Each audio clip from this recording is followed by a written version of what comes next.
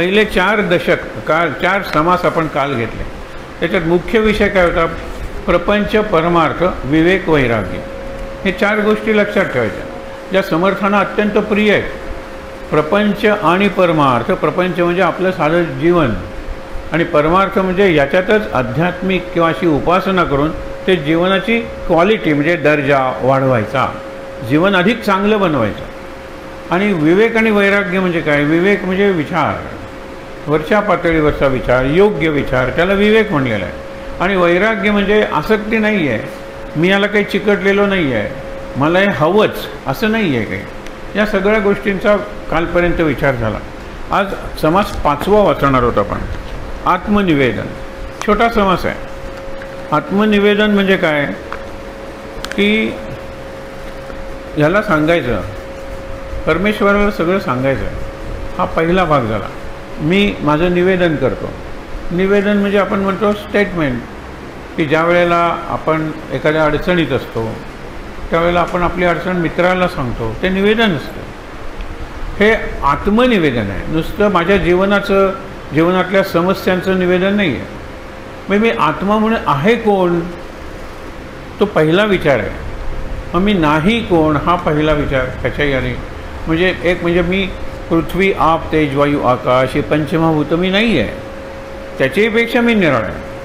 आपण मागे बळीराजा वामन यांची गोष्ट बघितली होती, त्यावेळेला तो तेच म्हणतो ना, मी 2 पावलात आकाश, पाणी, जमीन हे व्यापून टाकलेलं आहे. उष्णता, अग्नी आणि वायू हे कसं व्यापणार आहात तुम्ही? नाही ना.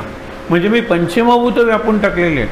तरी माझं 3रं पाऊल मला टाकायचं आहे, ते कुठे टाकू? मग बळीराजा आपलं डोकं पुढे करतो आणि वामन तो अत्यंत समाधानी होतो की हेच बरोबर आहे, की डोकं म्हणजे त्याच्या आतला मेंदू, म्हणजे त्याच्या आतल्या आपल्या ज्या निरनिराळ्या मेंदूच्या शक्ती आहेत त्या पंचमभूतांच्या पलीकडे. मेंदू पंचमभूतांच्या पलीकडे नाही, शरीराचा भाग आहे तो, आणि जो जळून जातो तो पंचमभूतातून येतो, पंचमभूतात निघून जातो. आपण म्हणतो ना, कोणी गेल्यानंतर पंचत्वात विलीन झाले असं आपण ऐकतो. विलीन झाले ते मेंदू जातो, उलट सगळ्यात आधी जळतो तो मेंदू, वितळून जातो, लोण्यासारखा वितळून जातो. त्याच्याही आधी जळतात ते आपले केस. त्या सगळ्या प्रेत कसं जळतं त्याचं वर्णन केलेलं आहे. ही वर्णनं का करतात? की तुम्हाला त्याबद्दल माहिती व्हावी आणि एक प्रकारची घृणा व्हावी, आणि ह्यातून मला सुटायचं आहे. जन्माचं सुद्धा असंच वर्णन करतात, की खूप मोठी वर्णन आहेत संतांच्या वाङ्मयात, की कसं तुम्ही आईच्या त्या गर्भाशयात 9 महिने राहता. किती अवघड आहे ते लक्षात ठेवा. ती गर्भाशयाची जी पिशवी आपण ज्याला म्हणतो ती काही हे नाही आहे, फ्लेक्सिबल आहे, पण ते मूल असतं त्याच्याबरोबरच ती वाढत राहते. म्हणजे मूल सतत अशा अवस्थेत असतं. ते आसन किती अवघड आहे. मागे आपण गमतीने म्हणलो होतं, एखादा आसन करणारा जो स्पेशालिस्ट आहे तो निरनिराळे आसन करू शकतो. दर्भ आसन, दर्भ हे पिचवायचं आणि त्याच्यावर शवासन करायचं, गर्भासन अवघड आहे. आणि याच्यात हे पोर वाढत असतं 9 महिने. ते जे आत फ्लुईड असतं ज्याला आपण म्हणतो एम्निओटिक फ्लुईड, त्याला गर्भजल असा शब्द आहे मराठीत. त्याला टेम्परेचर आहे. बरं, बालक ते मोठ्यानंतर मलमूत्र विसर्जन करतं ना, ते कुठे असतो, कुठे जातं? ते सगळं तिथे आहे. त्याच्यात हे पोर आहे. निरोध आहे, कॉम्प्रेस झालेलं आहे, पचे, उकडते. पेपर आपण एवढं टेम्परेचर नसतं, पण प्रेशर कुकरमध्ये बटाटे जसे उकडतात खालच्या पातळीवर कमी टेम्परेचर आहे, पण ते उकडत असतं. निरोधे, पचे, कोंडिले, गर्भवासी. आणि शिवाय अधोमुख. ते अधोमुख आलं तरच नॉर्मल डिलिव्हरी शक्य आहे ना. ते पायाकडून आलं तर त्याला काढणं जो अवघड होतं, कारण त्याचे हात वगैरे अडकले ना, तोडून काढावे लागतात. म्हणून पायाकडून आलेला माणूस अत्यंत रेअर असतो, त्याला पायाळू म्हणतात. आणि असं म्हणतात की त्याच्या अंगात एक शक्ती असते की पाणी कुठे जमिनीतलं वगैरे तो सांगतो. त्या गोष्टी सोडा, पण डोक्याकडून येण्यासाठी सत्यनारायण करावे लागायचे लोकांना. मूल डोक्याकडून आलं की असं त्याला काढताना नॉर्मल डिलिव्हरीमध्ये ते व्यवस्थित येतं. म्हणजे तू अधोमुख आहेस, मग खाली डोकं आहे, वर पाय आहेत. मग काय अवस्था आहे या गर्भाची. आणि 1-2 दिवस नाही तर 9 महिने 9 दिवस असं म्हणायचं. कल्पना करा. हे का वर्णन केलेलं आहे की पुन्हा मला गर्भाशयात यायला नको. पुन्हा गर्भाशयात यायला नको म्हणजे का मी मुक्त झालो पाहिजे. जन्म मृत्यू यांचं जे चक्र आहे की जन्मायचं, मरेपर्यंत कर्म करायची, परत त्या कर्मानुसार पुढचा जन्म, हे संपतच नाही आहे. आणि म्हणून लक्षात घ्या की मी पुन्हा या ह्याच्यात येणार नाही, म्हणून ही वर्णनं केलेली आहे. शरीराचं वर्णन केलेलं आहे. तुम्ही ज्याला म्हणताना निरनिळ्या डक्ट्स आहेत, म्हणजे अशा पाईप्स आहेत, म्हणजे ज्यातून आपलं मल बाहेर पडतो, ज्यातून मूत्र बाहेर पडतं, ज्यातून घाम, गटार आहेत किती. अरे गटारात पडलेला मल आपल्याला सहन होत नाही, पण तो आपल्या लार्ज इंटेस्टाईनमध्ये, लार्ज इंटेस्टाईन हे गटर नाही आहे, मोठं आतडं, लहान आतड ही गटर्स नाही आहेत, हे सगळी गटर्स आहेत. आणि त्या तुम्ही वरून शृंगारता आणि म्हणता हा हा हा सुंदर आहे, ती सुंदर आहे. नाही आहे, हे असं वर्णन करतात. पण समर्थ हा असा रेअर संत आहे, त्यांनी सुरुवातीलाच नरदेह स्तवन, पहिला जो समास आहे ना, ज्याच्यात 10 जणांची स्तवन केली आहेत, गणेश, शारदा, संत, सद्गुरू, श्रोते, कवीश्वर, हे सगळे. आणि मुख्य म्हणजे आत्ता सांगितलेले सभा स्तवन केलेलं आहे, नरदेहाचं स्तवन केलेलं आहे. नरदेह आणि नरदेहाचं स्तवन आहे की नरदेह ही रत्नांची पेटी आहे. नरदेह ही अशी संधी आहे की ज्यात तुम्ही मुक्त होऊ शकता. त्यानं जरा सांगितलं, मुक्त होऊ शकतात आपण. ज्यावेळेला आपण मुक्त होण्याची संधी आहे ती मनुष्य जन्मातच आहे. मनुष्य जन्मात मुक्त केव्हा होऊ शकाल? मेंदू वापरला तर. पण मेंदू वापरूनच आपण बद्ध होऊ शकतो. काल किती बद्धांची उदाहरणं बघितली. तो पोपट बघितला, ते माकड बघितला, तो हत्ती बघितला, ते हरण बघितलं, सगळे बघितली उदाहरणं. मी 7-8 उदाहरणं आपण बघितली की ज्याने बंधनं स्वतःवर लादून घेतलेली आहेत, आणि ती इतकी की सगळेजण मेलेले आहेत, कोणी नाही. काही जिवंत सापडलेत, हत्ती वगैरे काय, किंवा माकड काय, पोपट काय, बघितलं ना, जिवंत सापडलेत, पण बंधनं तर झाली ना. त्याला पंजऱ्यातच ठेवायचा, माकडाचा खेळ करून घ्यायचा, हत्तीला सर्कशीत वापरायचं. एवढी शक्ती असताना मग त्यांची शक्ती अनंतपट केली की माणसाचा मेंदू तयार होतो. कल्पना करा, एवढा मोठा हत्ती, पण हत्तीवर माणूस बसतो, हत्तीकडून कामं करून घेतो. कर्नाटकात गेला तर हत्ती लाकडाचे ओंडके वगैरे इकडून तिकडे नेतात वगैरे, काम करतात. मग माणसाने बुद्धीच्या जोरावर जर निसर्गावर सत्ता मिळवलेली आहे, स्वतःवर सत्ता नाही मिळवली. म्हणून काल एक ओवी होती की नाना परीक्षा जाणती, अंतर परीक्षा न जाणती. त्यांना हिऱ्यांची परीक्षा आहे, माणकांची परीक्षा आहे. माणसांची तशी परीक्षा नाही. एक वेळ माणसांची असेल, पण स्वतःची परीक्षा नाही आहे. माणसांची परीक्षा करणारे स्वतःची परीक्षा करण्यात चुकतात आणि नको ते निर्णय घेतात. हे जे महत्त्वाचं आहे काम, हे विवेकाचं काम आहे. म्हणून आणि विवेकाला वैराग्याची जोड आहे. वैराग्य ही कृती आहे आणि विवेक ही वृत्ती आहे. वृत्ती म्हणजे विवेक. मला विवेक केल्याशिवाय मी कामच करू शकत नाही. प्रत्येक गोष्टीत आपण कृष्णाच्या वेळेला बघितलेलं आहे की एका सेकंदात निर्णय घ्यायचा असेल तरी त्याचा काही भाग तो थांबतो, काही भाग विचार करतो आणि मग कृती करतो. एका सेकंदाचे 3 भाग कृष्ण करतो. मग म्हणतात ना, stop, think and proceed. Stop and proceed हे लिहिलेलं असतं ट्रॅफिकमध्ये. आलात तुम्ही ना की स्टॉप अँड प्रोसीड, पुढे आडवा रस्ता आहे म्हणून, पण स्टॉप, थिंक अँड प्रोसीड हे विवेकाचं आहे. आणि त्याच्याशिवाय नाही तुम्ही मुक्त होणार. म्हणजे आपण संसारात बंधनं निर्माण करतो, इतरांना दोष देतो, आपले वीक पॉईंट्स आपल्याला माहीत असतात, आपण दुसऱ्याला आपला प्रॉब्लेम सांगायला जातो, पण दुसरा चकित होतो की तुम्ही स्वतःबद्दल सगळंच माहीत आहे की तुम्हाला, पण माझ्याकडे कशाला आलात, माझ्याकडे आलात कशाला? तुम्हाला त्यांना सगळंच माहीत असतं. हां, मला माहिती आहे की हे माझं चुकतं, मला माहिती आहे की ते माझं चुकतं, मला माहिती आहे की हे माझ्या हातात नाही आहे, मला माहिती आहे की ते माझ्या नियंत्रणाच्या बाहेर आहे, मला माहिती आहे, मला माहिती आहे. अरे माहीत आहे ना, मग त्याच्या विरुद्ध काम करा. माहीतच नसतं लोकांना, त्यांना ट्रीट करायचं असतं. ज्यांना माहीत आहे आपले कोणते दुर्गुण आहेत, आपले कुठले दोष आहेत, आपली कुठली मर्मस्थानं म्हणजे वीक पॉईंट्स आहेत, आपली कुठली बलस्थानं म्हणजे स्ट्रॉंग पॉईंट्स आहेत. मग वीक पॉईंट्स आहेत त्यांना दाबायचं आणि स्ट्रॉंग पॉईंट्स आहेत त्यांना वरती काढायचं. हे सोपं आहे की? तुम्हाला तुमचे स्ट्रॉंग पॉईंट्सही माहीत आहेत, तुम्हाला तुमचे वीक पॉईंट्सही माहीत आहेत. म्हणून अंतर परीक्षा कुठेतरी चुकते. परीक्षा म्हणजे डायग्नोसिस, परीक्षा म्हणजे एक्झॅमिनेशन. डॉक्टरकडे जातो ना, एक्झॅमिनेशन करतो डॉक्टर आपल्याला, स्वतःशी करायला पाहिजे. आणि म्हणून ते 13 मुद्दे आपण बघितले का मला माहीत नाही, मी सांगेन नंतर तुम्हाला की महाराजांचा जन्म माझ्या हृदयात कसा करायचा. हे प्रत्येकाचा, रामाचा असू दे, हनुमंताचा असू दे, कुणाची जयंती साजरी करताना तो जन्म पाळण्यात करणं, पाळणा हलवणं, उत्सव करणं, जेवण देणं हे सोपी कामं आहेत हो. आणि आता पैसा प्रत्येकाकडे झाल्यामुळे मोठ्या ग्रँड पद्धतीने सगळं साजरं केलं. आज किती लग्न आणि किती मुंजी गोव्यात आहेत बापरे. म्हणून ही उपस्थिती तुम्हाला जे दिसते आहे ना, खूप मुंजी आहेत आणि खूप लग्न आहेत. आता त्याच्यावर किती आज म्हटलं काही कोटी रुपये खर्च या गोष्टींवर असेल. आणि मला विचाराल तर त्यातला किती कोटी लास्टिंग आहे, किती कोटी क्रिएटिव्ह आहे, किती कोटी ती जी माणसं आहे, तो बटू असू दे किंवा ते नवरा बायको असू दे, त्यांना उपयोगी पडणाऱ्या आयुष्यात नाही ना. हे कळतं आहे हे प्रत्येकाला. तरी तो आपल्या मुलीच्या लग्नावर एवढा खर्च करणार. मुलाच्या मुंजीवर सगळ्यात तो मूर्खपणा आहे. मुंजीवर खर्च करणार. अरे म्हणलं तुझं जानवं तरी दाखव रे आहे का. तर मला असं करून दाखवतो जानवं आहे. म्हणलं मग ह्याचा काय उपयोग. नाही म्हणलं काही उपयोग काही नाही. म्हणलं अरे बांधायला तो उपयोग नाही. बांधायला दोरा, it is a thread ceremony. तू म्हणत होतास ना इंग्लिशमध्ये thread ceremony. Come for my thread ceremony. It is a thread. मग मला काहीतरी बांधायचं आहे, त्याला तरी उपयोग कर. विचार करायला लागला. गायत्री मंत्र नाही, संध्या नाही, काही संस्कृत शिकणं नाही. आणि का नाही माहिती आहे ना, वडिलांनाच माहीत नाही ना.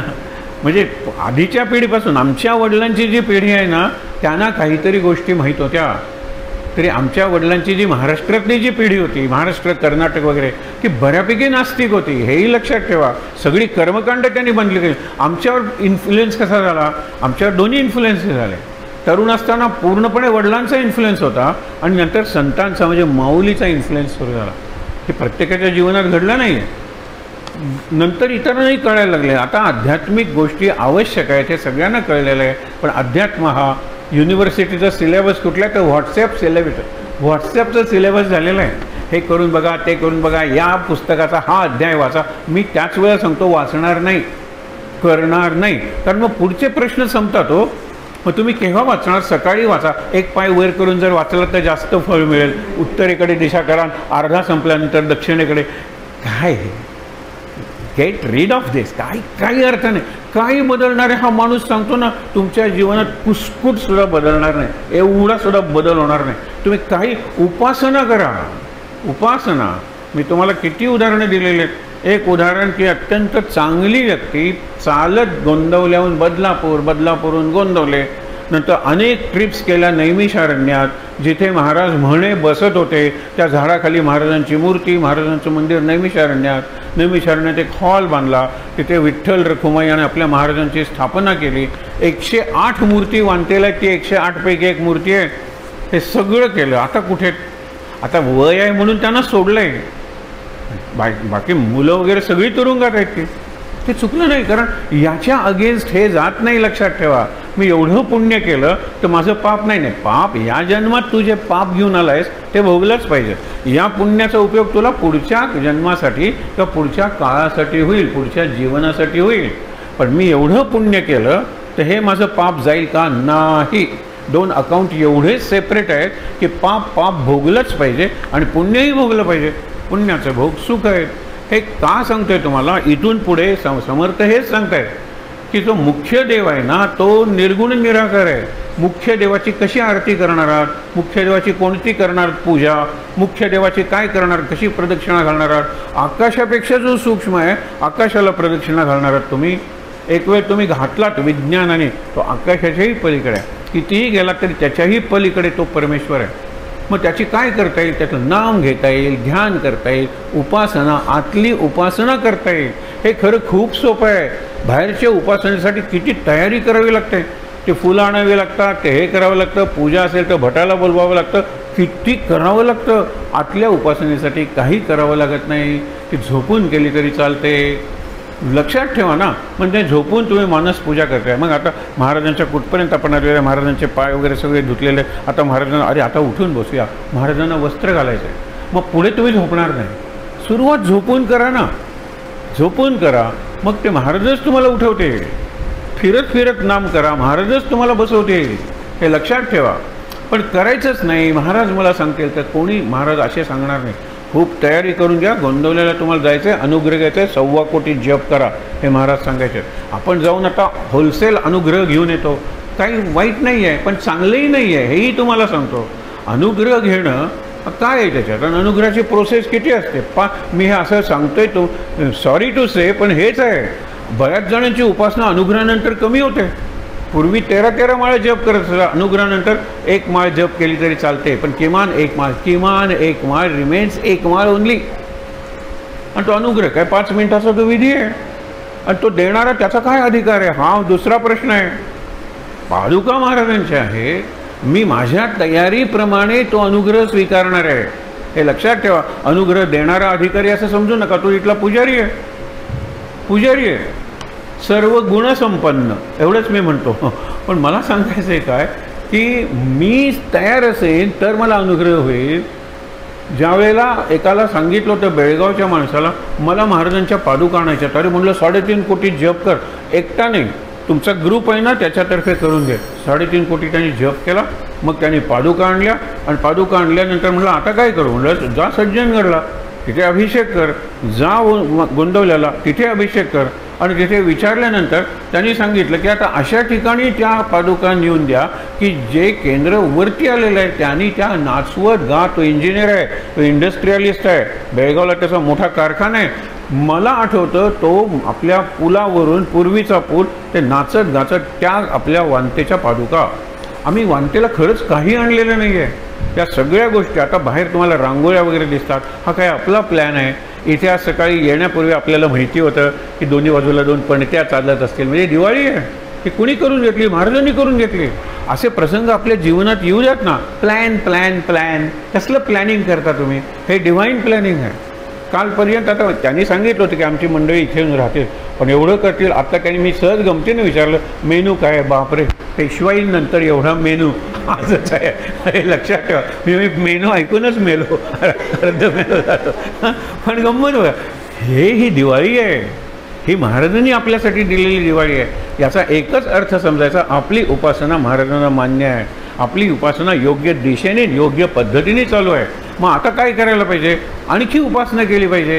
कारण हे सगळं होण्यासाठी आणि हे सगळं आपल्याला ऐकं मिळण्यासाठी आपली काही उपासना प्रत्येकाची महाराजांनी काढून घेतली. प्रत्येकाच्या 3-3 माळा महाराजांनी काढून घेतल्या, मायनस केल्या की तुम्हाला हे सगळं मी दिलेलं आहे ना. आज सकाळी आम्ही काकड आरतीला आलो, खूप छान वातावरण होतं. आता ही काकड आरती दर रविवारी करावी असा एक कल्पना आहे, दर रविवारी. कारण आपण नेहमी ते असतो, आणि 6:30ला सुरू करायचे. 6:30ला चांगल्यापैकी आपण येऊ शकतो इथे.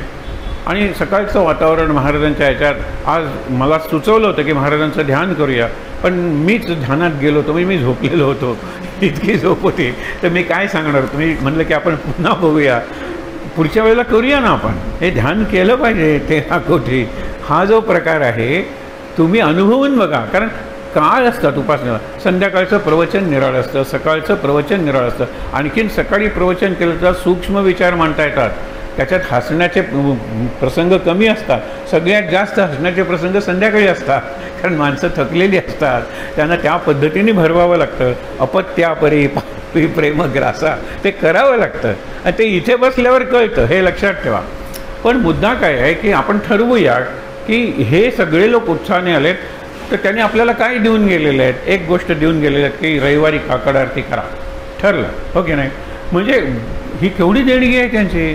काकड आरती हा असा भाग आहे की तो ज्याचा त्यांनी ॲब्सॉर्ब करायचा आहे. ज्यावेळेला आपण आईंची काकड आरती म्हणतो त्यावेळेला सनकादिक आलेले आहेत, हरिहर ब्रह्मा आलेले आहेत, सगळे आलेले आहेत. ते दिसले पाहिजेत ना मला इथे, त्यासाठी मौन राहायला पाहिजे. आरती शांतपणे म्हणूया, आणि ते म्हणत असताना प्रत्येक ओळ जगूया. माया ममता स्नेहा, माझी माया, माझी ममता, त्याचं स्नेह आहे, तूप आहे, त्याच्यात तो बुडवला कशासाठी, जाळण्यासाठी बुडवला आहे. माया ममता वाढवण्यासाठी बुडवलेला नाही आहे तो काकडा, हे विचार करा तुम्ही. आणि म्हणून काय की ज्यावेळी अशी एखादी घटना घडते ती महाराजांनी घडवून आणलेली असं समजून आपण आपली उपासना वाढवायची. मग अनुग्रह इज जस्ट अ हॅपनिंग आहे. It should happen in your life. 2 शब्द वापरतो आणि विषयाला परत सुरुवात करतो. अनुग्रह व्हायला पाहिजे, अनुग्रह घ्यायचा नसतो. मी 13 वर्षांनी अनुग्रह घेतला आणि मला त्याच वेळेला कळलं there is a dip in my Upasana after अनुग्रह. कारण अनुग्रह इज जस्ट अ प्रोसिजर. त्याच्यात केव्हा जाणवेल मला, माझे डोकं त्या पादुकांना टेकवले, ज्या पादुकांना महाराजांचा पाय लागला आहे त्यावेळेला मला इलेक्ट्रिक शॉक बसला पाहिजे.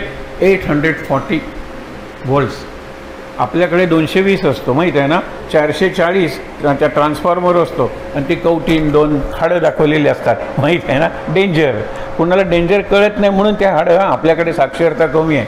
हां, त्याच्या दुप्पट 440च्या दुप्पट 880चा शॉक बसला पाहिजे. आता पुन्हा अनुग्रह ही योजना नाही आहे आपल्याकडे, पण आपण महाराजांनी म्हणूनच म्हणतात माझ्या दासबोधाला प्रत्येक वेळेला तुम्ही डोकं टेकवा, प्रत्येक वेळेला तुम्हाला निराळी व्हायब्रेशन्स, निराळी इंटेन्सिटी, निराळी एनर्जी जाणवली पाहिजे. ती जाणवते, खरंच तुम्हाला सांगतो जाणवते. पण बाकीच्या गोष्टी मनातून काढून टाकलं पाहिजे. मन जेवढं मोकळं तेवढं महाराजांना आवडतं. मन जेवढं मोकळं तेवढं उपासनेला पूरक आहे. गच्च मन हे प्रपंचाला सुद्धा योग्य नाही आहे, तर परमार्थाला कसं असेल?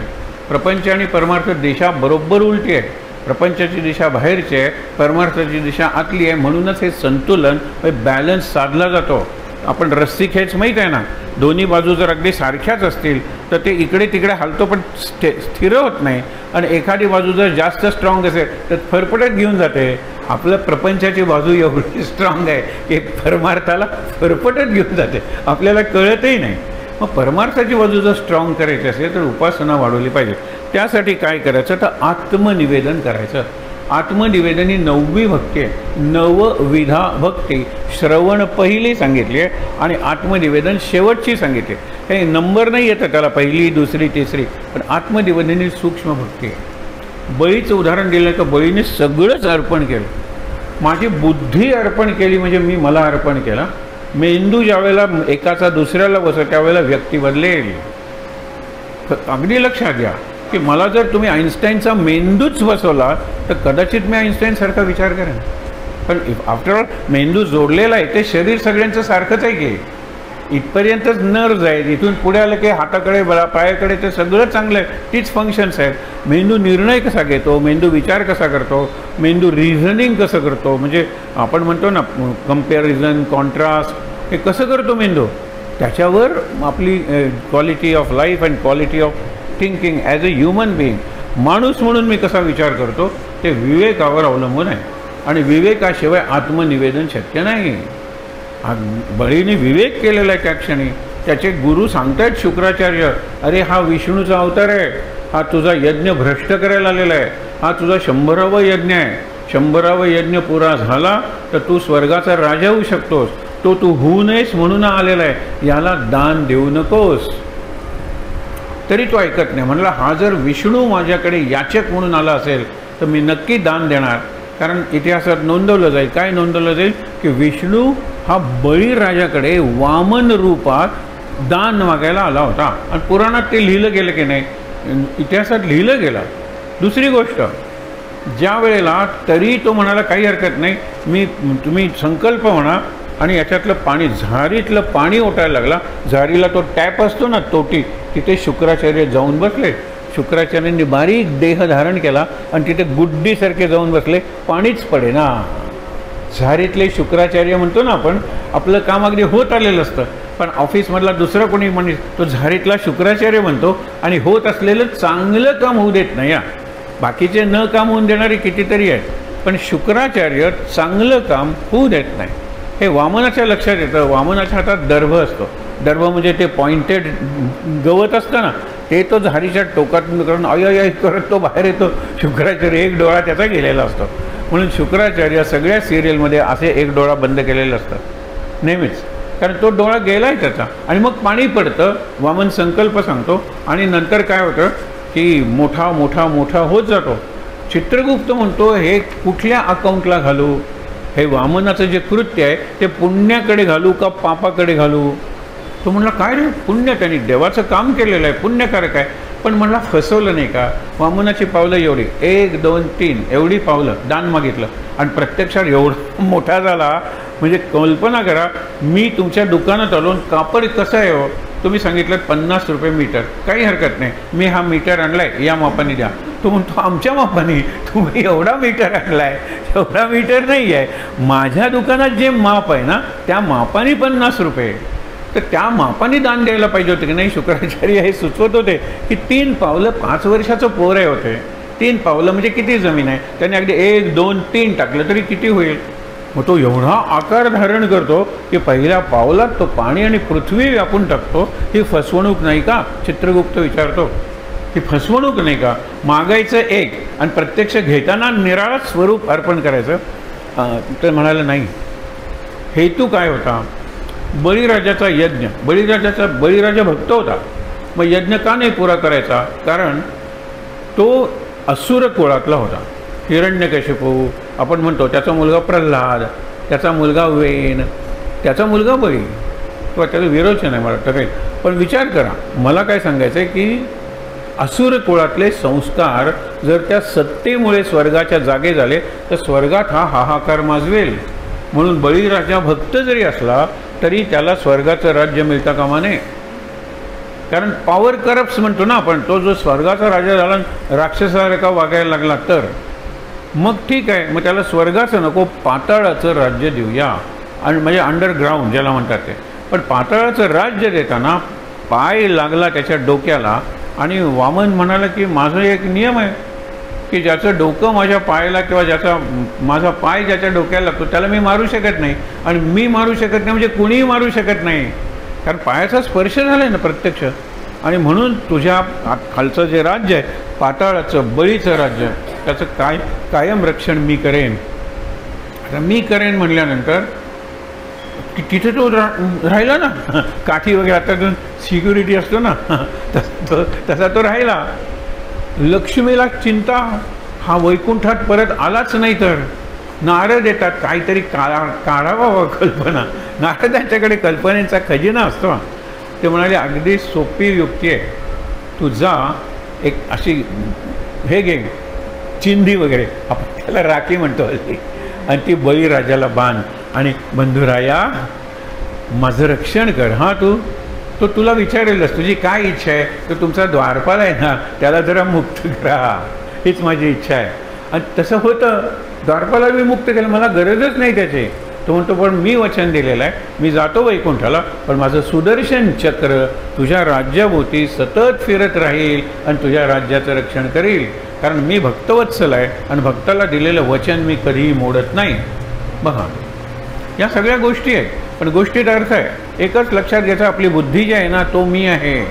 माझी कट्टी म्हणजे मी नाही, माझे केस म्हणजे मी नाही, माझे डोळे म्हणजे मी नाही. हल्ली माझ्यात मास्क वगैरे घालून एक व्यक्ती दुसऱ्यासारखी दिसते ना तसे मास्क दिसतात. आता कालच्या सभेत किती माहीत नाही, पण असे मुखवटे करतात.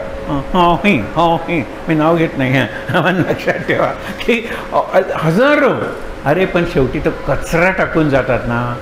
स्वच्छ भारत गेला खड्ड्यात.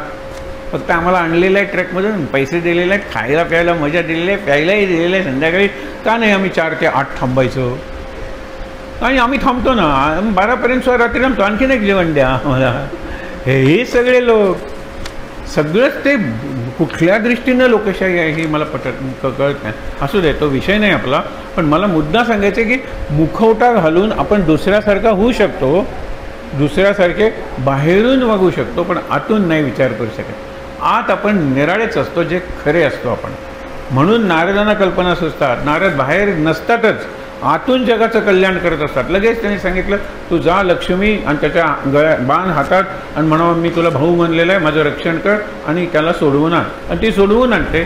सुदर्शन चक्र काय परत येईल ते, आणि दुसरंही करता येईल सुदर्शन चक्र, तो भाग नाही आहे. वेदशास्त्रे पुराणे नाना काव्ये निरूपणे. दशक 12 समास 5 आत्मनिवेदन. वेदशास्त्रे पुराणे नाना काव्ये निरूपणे ग्रंथभेद अनुवादने किती म्हणोनी. अनुवादले किती म्हणोनी. किती ग्रंथ वाचा, किती ग्रंथ लिहा, सगळं केलं तरी आत्मनिवेदन होणार नाही. नाना ऋषी नाना मते पाहो जाता असंख्याते. भाषा लिपी जेथे तेथे काय उणे. जोपर्यंत भाषा नव्हती ना तोपर्यंत एक होते. माणसाने एकत्र येऊन ठरवलं की असा मिनार बांधायचा, टॉवर, की स्वर्गात जायचं. खूप उंच तो टॉवर आला. इंद्राला भीती वाटली. इंद्राला अरे हे जरा आली तर ट्रॅफिकच सुरू होती, चला सॅटर्डे संडे स्वर्गात जाऊ येऊया. इतका उंच तो टॉवर झाला. भाषा नव्हती त्यावेळेला. प्रत्येकजण खुणेने सांगत होतं तो मोठा दगड आहे तू आण, मी इथे लावतो, तू जरा हे आण, त्याच्यावर पाणी घाल. भाषा नव्हती. कृतीतून सगळेजण एकमेकाशी ऐकत होते, एका उद्देशाने काम करत होते, सगळ्यांना जिवंतपणे स्वर्गात जायचं होतं. मग इंद्र घाबरला, तो म्हणाला त्यांचे 3-4 गट कर आणि त्यांना निरनिराळ्या भाषा शिकव, बस काम झालं तुझं. आता एक जण म्हटलं मीच का आणू चिरा, तू आण. मीच का घालू पाणी, रोज मीच आपलं पाणी घालतोय, मग सिमेंट केव्हा लावणार मी. असं करत करत भांडत तुझंही नको माझंही नको पाडून टाकला. तो सगळा टॉवर त्या लोकांनी पाडून टाकला. भाषा निर्माण झाली. भाषा जोडते, भाषा तोडते. भाषा तोडते का, अहंकारामुळे तोडते. मीच का ते काम करणार, मीच का देवा पुढचा जन्म स्त्रीचा नको रे. ही कुठली भाषा आहे सांगा बरं. ही भाषा आहे फक्त. आणि या भाषेमुळे तोडणं जास्त होतं, जोडणं कमी होतं. आणि म्हणून नाना भाषा की लिपी निरनिराळ्या, त्या लिपीवरून सुद्धा भांडणं होतात. आणि त्यामुळे काय, भाषा लिपी जेथे तेथे काय होणे. ब्रह्मांड पिंड उभार, पिंड ब्रह्मांड संहार, दोही वेगळे सारासार विमल ब्रह्म. आता पिंड आणि ब्रह्मांड म्हणजे हे सगळे देह निर्माण केले आणि ब्रह्मांड, किंवा ब्रह्मांड निर्माण केलं आणि हे देह. पहिल्यांदा ब्रह्मांडातून देह निर्माण झाले, त्याला उभारणी म्हणायचं. आणि देह सगळे नष्ट होतात, प्रलय म्हणतो, त्याला संहारणी म्हणायचं. उभारणी आणि संहारणी, इथे उभार आणि संहार हे शब्द वापरलेले आहेत. उभार आणि संहार हे घडतच असतात. ह्याच्या वेगळे जे आहे ना ते परब्रह्म आहे. ह्याच्या वेगळं बघा, त्याने काय, ब्रह्मांड पिंड उभार, पिंड ब्रह्मांड संहार, दोही वेगळे सारासार विमल ब्रह्म. विमल ब्रह्म म्हणजे परब्रह्म, हे त्याच्या पलीकडे आहे. पदार्थ मने काया वाचा, मी हा अवघाची देवाचा. आता काया वाचा मने आपल्याला माहीत आहे, पण पदार्थ म्हणजे माझ्याकडे आहे ते सगळं, माझा देहसुद्धा पदार्थ, याला बॉडी म्हणतो आपण, ती देवाचीच आहे, माझं सगळं देवाचं आहे असं जो म्हणतो बघा. पदार्थ मने काया वाचा, मी हा अवघाची देवाचा. जड आत्मनिवेदनाचा विचार ऐसा. हे काय पण देतोय, माझा देह तुला दिला, माझं घर तुला दिलं, माझं हे तुला म्हणजे काय, महाराजांना दिलं म्हणजे गोंदवलेला अर्पण केलं ना. असे किती जण होते ते त्यांनी आपले गुरुला अर्पण केली घरं वगैरे. हे जड झालं. ते आता माझं काही उरलेलं नाही, मी तुझा, माझा देहसुद्धा तुझा, माझी सगळी संपत्ती तुझी. हे जड म्हणजे मटेरियल. हे मटेरियल आत्मनिवेदन आहे, जड आत्मनिवेदन आहे. सूक्ष्म आत्मनिवेदन कुठलं आहे ते महत्त्वाचं आहे, ते पुढे सांगितले. चंचळ करता तो जगदीश, प्राणी मात्र त्याचा अंश, त्याचा तोची आपण असं ठाव नाही. म्हणजे सगळा करतो ना, सकल करता, जग निर्माण केलं तो जगदीश आहे. ब्रह्मांड निर्माण केलं तो ब्रह्मांड नायक आहे. आपण म्हणतो ना, करणारा त्याच्यापेक्षा श्रेष्ठ आहे, त्याच्यापेक्षा जरा बाहेर आहे, आणि म्हणून तो सगळी कृती करू शकतो. हे लक्षात घ्यायचं, ह्याच्यावर विचिंतन करायचं. चंचळ करता तो जगदीश, प्राणी मात्र त्याचा अंश, त्याचा तोची आपण असं ठाव नाही. हा जगदीश आपल्याला माहीत नाही, तर एकदम ब्रह्म काय होत नाही, जगदीशाच्या पलीकडे ब्रह्म आहे. ब्रह्मांड नायक म्हणतो. अरे पहिल्यांदा स्वतःचा शोध घ्या, नंतर माझं कुटुंब कसं आहे, नंतर मी राहतो तो परिसर कसा आहे, नंतर मी राहतो ते गाव कसं आहे. याला कम्युनिटी टू सोसायटी असं म्हणतात. गाव, नंतर माझं राज्य कसं आहे, याची माहिती मिळवायला पाहिजे. अशा काही शाळा आहेत, गोव्यात सुद्धा आहेत, की 5वीत मुलगा आला तर त्याला गोव्याचा परिचय करून दिला जातो. म्हणजे महिन्यातून एकदा त्यांना बाहेर नेलं जातं. 5वीत आलेले आहेत मुलं, म्हणजे आता मोठी झालेली आहेत, आणि सगळ्यांकडे स्कूल बस आहे. चला आपण आज वास्कोला जाऊया. वास्कोला काय बघायचं, विमानतळ, ती बोटी येतात ते बंदर आणि रेल्वे स्टेशन.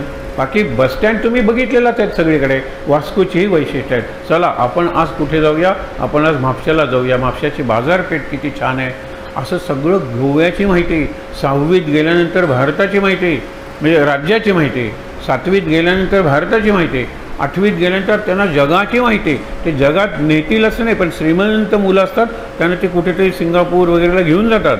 आणि आपला देश आणि हे याच्यात काय फरक आहे असा अभ्यास करायला सांगतात. त्याला अभ्यास सहल म्हणतात, स्टडी टूर. आणि ती स्टडी टूर असते त्यांची. वांतेला किती मंडळी येतात गोव्याचा अभ्यास करायला. त्यांनी आम्ही म्हणलं आम्ही सगळा कार्यक्रम तुम्ही पाठवा. 1 दिवस ग्वांतेला, नंतर 1 दिवस गोव्याला, बघून नंतर दुसरे दिवस नवीन आस्पेक्ट गोव्याचं, नंतर पुढे, नंतर गोव्याचं. आम्ही त्यांना पाठवत नाही फक्त कॅझिनोमध्ये अजूनपर्यंत. पण एरवी आपला एक माणूस जातो त्यांच्याबरोबर. बस वगैरे आपण ठरवतो, बऱ्याच गोष्टी करतो. 60-60 मुलं येतात, आनंदात जातात, आनंदात. म्हणून काय की अभ्यास आहे हा, पण हा अभ्यास जड आहे. चंचल हे निर्माण कोणी केलं? की बोट कोणी निर्माण केली? माणसाने. त्या माणसाला कोणी कल्पना दिली? हां, ती बुद्धी आहे. मग आपण अमूर्ताकडे नको, बुद्धीचा फोटो काढता येत नाही, ब्रेनचा फोटो काढता येतो. बुद्धी परत अमूर्त झाली, निराकार झाली. बुद्धीला आकार कुठला? बुद्धीनं मी आकार निर्माण करू शकतो निरनिराळे. मग ही अप्सरा उर्वशी, ही अप्सरा रंभा, मी आकार निर्माण केले ना बुद्धीनं. पण बुद्धीचा आकार काय आहे? बुद्धीला आकार नाही आहे. हा व्हिलन आहे, हा तमोगुणी आहे, हा राजा आहे, हा रजोगुणी आहे, हा संत आहे, हा सत्वगुणी आहे. मी बुद्धीनं तयार केलं. पण बुद्धी कोण आहे? बुद्धी नाही सांगता येत, बुद्धीचा फोटो नाही काढता येत का? हे महत्त्वाचं आहे. त्याचे समजून मी बुद्धी माझी म्हणजे काय आहे याच्यावर विचार केला पाहिजे. 15 मिनटं जरी विचार केला ना, आम्ही प्रयोग केले सुद्धा, पण होतं काय माहिती आहे ना, आपल्याला 15 मिनटं काय 10 मिनटं 5 मिनटंसुद्धा बसून एकाच विषयावर विचार करण्याची सवय नाही. एकच विषय घ्या ना, पुढच्या सुट्टीत आपण ह्याला भारतातल्या कुठल्या तरी भागात जायचं आहे, कुठे जाऊया, तरीसुद्धा मधून दुसरा विषय, अरे त्या लग्नाला आहेर घ्यायचा राहिला. कल्पना करा, येतोच तर 5 मिनटं आपण एक विषय, तुमचा आवडता विषय घ्या, तुमची आवडती व्यक्ती घ्या, तुमचा आवडता अनुभव घ्या, तुमचं आवडतं स्थळ घ्या किंवा आवडतं पुस्तक, आवडता चित्रपट, फक्त 5 मिनटं फक्त त्याचा विचार करायचा. 2 मिनटं जमत नाही, आज करून बघा, नाही जमत. आता कशा जागे चैतन्यांगण, फक्त 5 मिनटं मी चैतन्यांगण आठवेन. मग चैतन्यांगणचं दार तिथून आलेत, आता आज रांगोळ्या घातल्या आहेत, ते तुळस, ते अंगण, हे सगळं एक मिनिटसुद्धा झालेलं नाही, अजून काही सेकंद झालेले आहेत. एकदम दुसरा विचार येऊन जातो, येतोच तो. मग मला माझ्या मनाचा अभ्यास, मी बुद्धी माझं, मी कशी बुद्धी माझा विचार करते. बुद्धी विचार करायचे, बुद्धीच्या पलीकडे आत्मा आहे, हे लक्षात ठेवा. बुद्धी म्हणजे बॉर्डर नाही, लास्ट बॉर्डर. पण आपण म्हणतो काया वाचा मने, मनाच्या पलीकडे बुद्धी आहे, पण हा बुद्धीच्या पलीकडे आहे. परमेश्वर हा बुद्धीच्या पलीकडे आहे. परमेश्वराचा अनुभव हा बुद्धीच्या पलीकडचा अनुभव आहे. पण बुद्धी तिथपर्यंत नेते आणि सांगते इथून पुढे तो क्रांत सुरू होतो, इथे माझं काम नाही आहे, इथे ती शक्ती तुला पुढे पुढे घेऊन जाईल. मी इथपर्यंत शक्ती आहे बुद्धीचे, पण त्याच्या पलीकडे हे गीतेतलं वाक्य आहे. म्हणजे तुम्ही ज्याला म्हणता इंद्रिय, बरोबर आहे, मन आहे, काया वाचा वाणी झालं, त्याच्यानंतर बुद्धी आहे, बुद्धीच्या पलीकडे तो आहे. बुद्धी नेते. आपल्याला एक गोष्ट सांगतो म्हणजे तुम्हाला कळेल, महाराजांनी सांगितलेली गोष्ट आहे. व्यापारी पती पत्नी जात असतात, खूप दिवस व्यापार चांगला होतो, यायला उशीर होतो. रात्री जात असताना चोर येतात, त्यांना लुटतात आणि झाडाला बांधून घालतात. मग चोरांच्यात वाद निर्माण होतो. ह्यांनी आपल्याला पाहिलं आहे, ह्यांनी जर साक्ष दिली ना, आपण पकडलं, यांना मारून टाकूया. दुसरा म्हणतो की इथे कोण त्यांना सोडवणारे कोण आहे, तेच इथे मरतील. आणि आता रानटी जनावरं वगैरे येणार ना, काय त्यांना उगीच मारण्याचं आणि पाप कशाला. असं करत असताना ठा ठा असे 2 बंदुकीचे बार ऐकू येतात.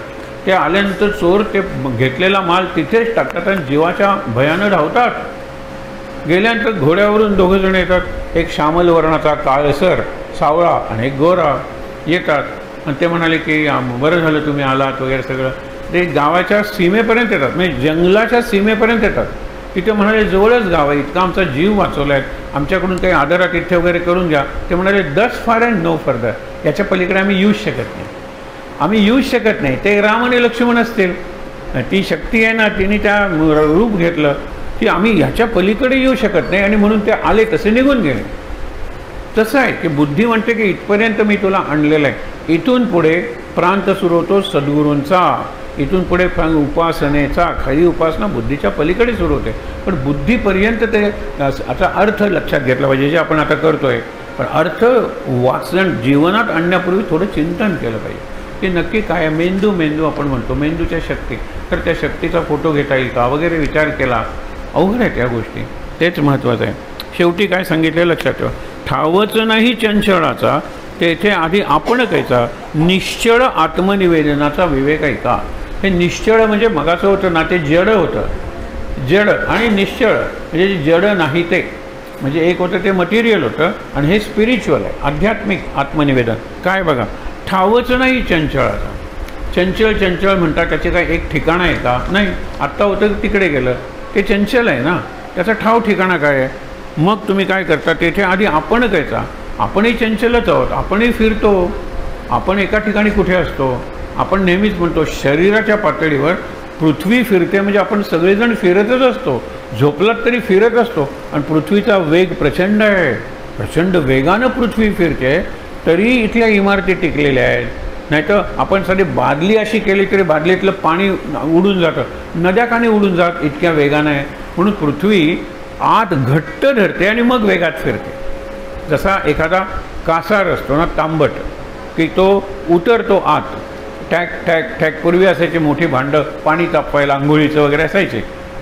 ते ठॅक ठॅक ठॅक ठॅक ठॅक करून ते करायचे काय, तर सरफेस वाढवायचे, त्यामुळे हीट वाढायचे. आता एवढंच जर असेल तर एवढाच भाग तापेल ना, आणि तेवढंच तापेल. त्याच्यात जर मी 40 ठॅक ठॅक ठॅक केले तर तो भाग एवढा झाला, लक्षात घ्या. म्हणून तो जास्त तापेल, तो आत उतरतो बऱ्याच वेळेला. पण लक्षात ठेवा, ज्या ज्या वेळेला तो आतून काहीतरी असं करत असेल, ठोके मारत असेल, त्यावेळेला बाहेर धरतो, बाहेरून ठोके मारताना आत धरतो. नाहीतर ठोक्याच्या ऐवजी चेप पडेल. पोचा म्हणतो ना आपण, चेप येईल, चेप. तो चेप नको यायला. मडकं कुंभार टांग टांग करतो, त्यावेळेला आतून हात लावतो आणि मग बाहेरून काठी मारतो. तसं आपला परमेश्वर, माझी जर परीक्षा पाहिजे आहे तर पहिल्यांदा आतून हात लावतो, माझी तयारी करून घेतो, अनुकूल परिस्थिती निर्माण करतो, माझं आत्मबल वाढवतो आणि मग आताच चल, मी तुला तयार केलेलं आहे, आताच चल परीक्षेला. पण आतून हात लावणं आणि बाहेरून ठोके मारणं हे दोन्ही कामं तो कुंभारच करतो ना मडक्याच्या बाबतीत. तसे हे दोन्ही कामं करतात. तुझ्या प्रारब्धाचे भोग तुला भोगायचे, पण ते भोगण्यासाठी मी तुला तयार करतो. मी तुला भोग समजून घेण्याची बुद्धी देतो. अरे बाबा, माझ्याच कर्माची फळं आहेत. नाही, मला माहीत नाही कर्म काय. हल्ली तुम्हाला सांगतो, कर्म काय तुम्हाला कळणारच नाही आहे. कारण हवेत आहेत, ह्याच्यात आहेत, त्याच्यात आहेत, सगळीकडे आहेत. पूर्वी लक्षात ठेवा, माणसाचे केस, सकाळी माझ्या मनात विचारलेला होता, सगळे दात, सगळे काळे केस, सगळे अवयव असून मेली अशी किती माणसं असतील? ज्ञानेश्वर नक्कीच की हो. 21व्या वर्षी त्या काळात तरी त्यांचे केस पिकले नसतील.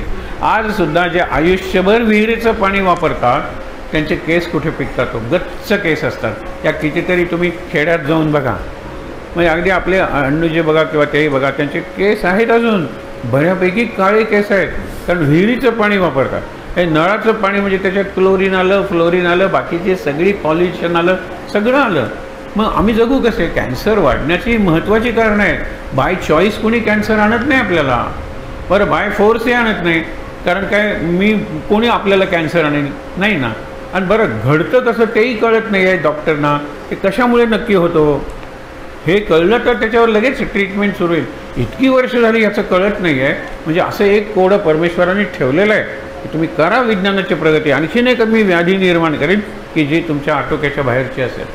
बघा आता, म्हणून काय शेवटी काय सांगितले, ठावच नाही चंचळाचा तेथे आधी आपण कैचा, निश्चळ आत्मनिवेदनाचा विवेक ऐसा. सगळं नष्ट होणार आहे तर मी काय टिकणार आहे? सगळं जर चंचल आहे, अस्थिर आहे, तर मी काय स्थिर आहे? नाही ना. माझं सुद्धा रक्त फिरतंय, सतत काही ना काहीतरी फिरतंय. आपण म्हणतो शेवटी आज माझं डोकं फिरलेलं आहे, आज माझं मन फिरतंय, काही स्थिर नाही आहे. बरोबर, हे सूक्ष्म फिरणं आहे, दिसत नाही, पण बाकीचं फिरणं आहेच की हो. आपण आता फिरतोय, इकडे जातो, तिकडे जातो, जावं लागतं. पण मी शेवटी उरणार नाही आहे देहाच्या पातळीवर, मी उरणार आहे त्या आत्म्याच्या पातळीवरच. हे निश्चळ आत्मनिवेदन आहे, सूक्ष्म आत्मनिवेदन आहे. त्याच्यानंतर पाहता पाहता अनुमान आले, कळता कळता कळ आले, पाहता अवघेचे निवांत झाले, बोलणे आता. म्हणजे तुम्ही बघा, विचार करा. पाहता पाहता म्हणजे विचार करा, नीट एका ठिकाणी बघा, कळता कळता समजून घ्या, समजून घ्या. मग काय, पाहता अवघे हे असं जर केलं तर अवघे निवांत झाले, शांत झालं. ते आत्मनिवेदन आहे, शांत. आणि हे आत्मनिवेदन आहे. याचाच अर्थ काय की आता बोलणं थांबवूया असं त्यांनी सांगितलं. बोलणे आता निवांत झाले. आत्मनिवेदन म्हणजे काय कळले.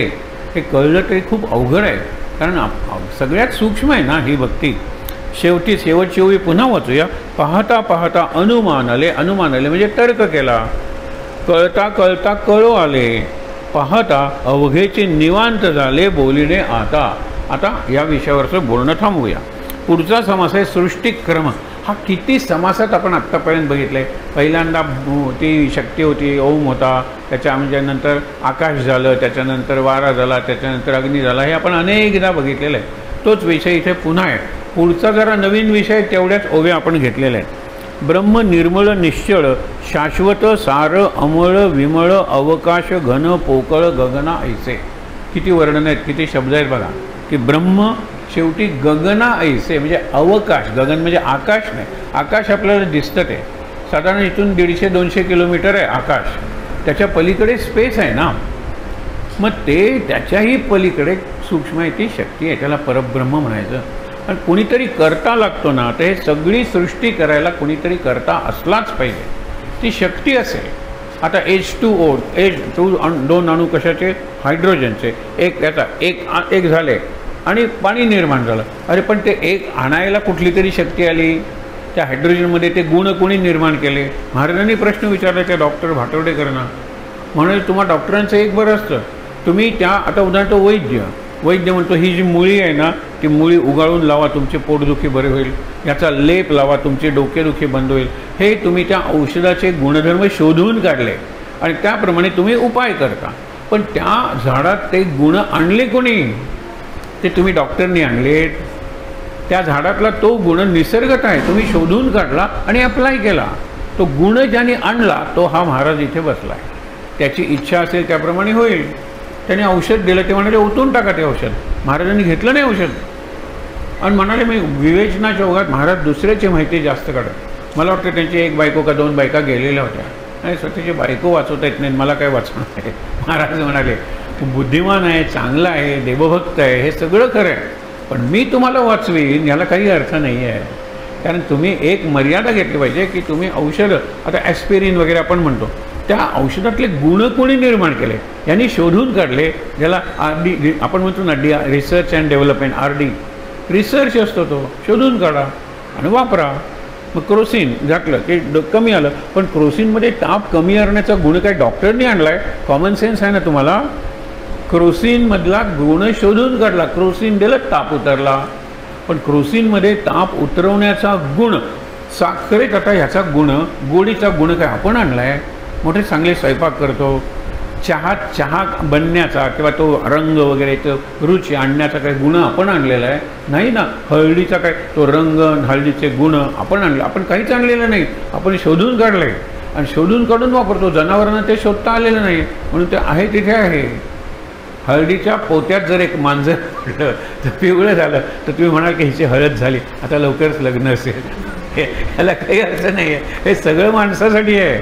माणूस शोधून काढतो, माणूस विचार करतो, माणूस ॲप्लाय करतो, म्हणजे उपयोजन करतो, त्याचा उपयोग करतो. मग आता ब्रह्म निर्मळ निश्चळ, निर्मळ आहे, निश्चळ आहे, शाश्वत आहे, सार आहे, अमळ. अमल आणि विमल 2 शब्द आहेत. विमल मल म्हणजे घाण, विमल म्हणजे विगत निघून गेली, आणि अमल म्हणजे त्याला घाण लागतच नाही. निर्मल विमल अमल, याच्यात अमल ही सगळ्यात वरची अवस्था आहे. अमल म्हणजे मळ लागतच नाही त्याला. धूळ जरी बसली, आता आपण रंग बघतो ना, धूळ लागत नाही, पावसाचा काही प्रभाव होत नाही, हे होत नाही, ते होत नाही, तसा प्रकार आहे. अमल म्हणजे मल लागतच नाही, निर्मल म्हणजे निघून गेला आहे, विमल विगत निघून गेलेला आहे, मळ काढलेला आहे, मळ निघून गेलेला आहे आणि मळ लागतच नाही. ब्रह्माला सद्गुरूंना मळ लागतच नाही, दत्तगुरूंना मळ लागतच नाही. म्हणून काय सांगितलेलं आहे की अमल विमल निर्मळ हे 3ही शब्द इथे आलेले आहेत. निर्मळ म्हणजे मळ गेलेला आहे, विमळ म्हणजे मळ काढलेला आहे आणि अमळ म्हणजे मन लागतच नाही. अवकाश घन पोकळ, अवकाश घन म्हणजे घनदाट सगळीकडे पसरलेला आहे, सगळीकडे अवकाश आहे, प्रत्येक ठिकाणी स्पेस आहे. आणि स्पेस नसतील तर ते इलेक्ट्रॉन्स वगैरे फिरले कसे असते सांगा. आपण त्याला इंटरमोलिक्युलर स्पेस वगैरे शब्द वापरतो. 2 अणूंमधली प्रत्येक ठिकाणी जागा आहे, ही जागा आहे, ते अवकाश आहे आणि त्या अवकाशाच्या भोवती ती वस्तू आलेली आहे. 2 उदाहरणं देतात. एक केळीचं झाड, आपण केळाचा घड काढला की ते झाड मारतो, मग त्याचं एक काढला की आत जरा गबा लागायला लागतं ना, हे काढला, आतलं साल काढलं, आतलं साल काढलं, आतलं साल काढलं, आतलं साल काढलं, आतलं साल, शेवटचं साल काढलं, काय उरलं? मध्ये पोकळी असते. आता पोकळीचे शेवटचं साल काढल्यामुळे आपल्याला दिसत नाही, पण शेवटचं साल काढताना तुम्ही बघितलं तर देर इज मायक्रोस्पेस, त्या स्पेसभोवती ती केळ तयार झालेली आहे.